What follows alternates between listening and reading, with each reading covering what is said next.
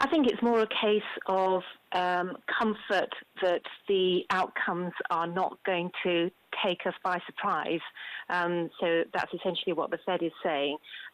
Clearly, nobody knows for sure how things are going to turn out, but at the moment, the Fed's view is that the outlook is good, but that there are still risks. And so I think they're very reluctant. They feel as if they have plenty of leeway to allow inflation to rise to 2% and above 2%. And they have plenty of leeway to wait for unemployment to fall significantly further. The current situation, of course, is one where they're far from their aims, and they are really signalling that they don't expect to get to their targets anytime soon. It's different from the situation where inflation is skirting 2% and the economy is at full employment. So I think they can afford to wait to see how things develop and to see how quickly unemployment falls. To me, that's the big unknown.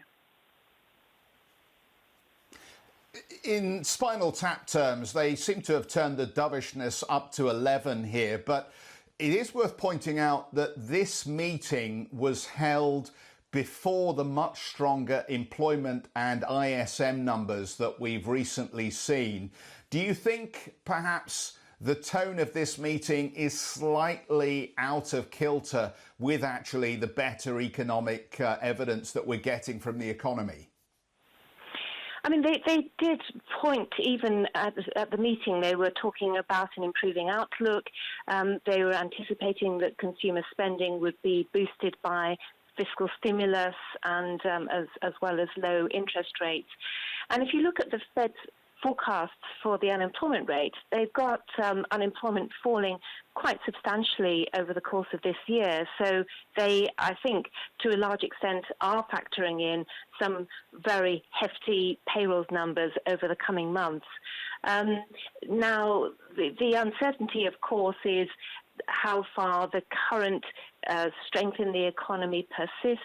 We know that there's pent-up savings that can be deployed, but there was an interesting study yesterday which showed that a lot of the recent paycheck, checks from the fiscal stimulus are being saved and being used to pay down debt rather than being spent.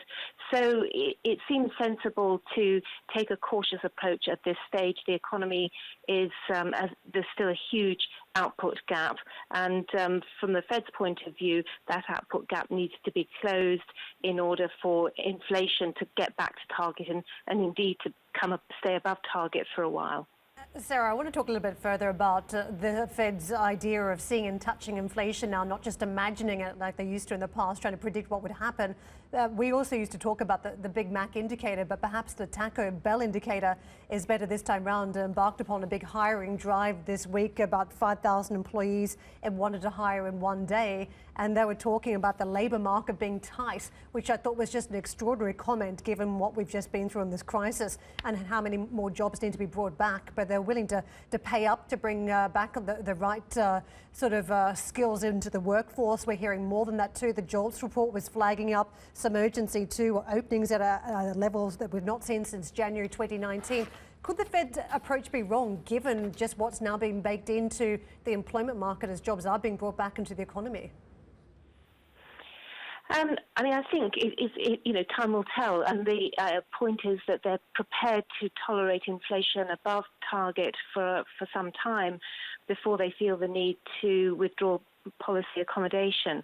Now, I think wages are going to be key here. The problem is that we'll get some very, very choppy data from wages in the coming months. So we really need to see things settle down and have an idea about what is happening to wage growth, the underlying wage growth.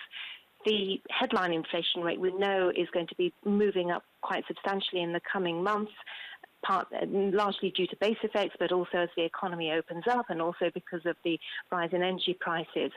So the focus is very much on what's happening to wages.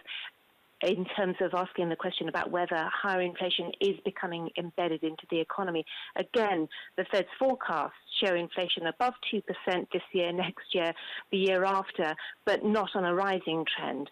So they're taking the view that wages will pick up, but that you're not going to see labour costs accelerating to an extent that inflation starts to move out of control.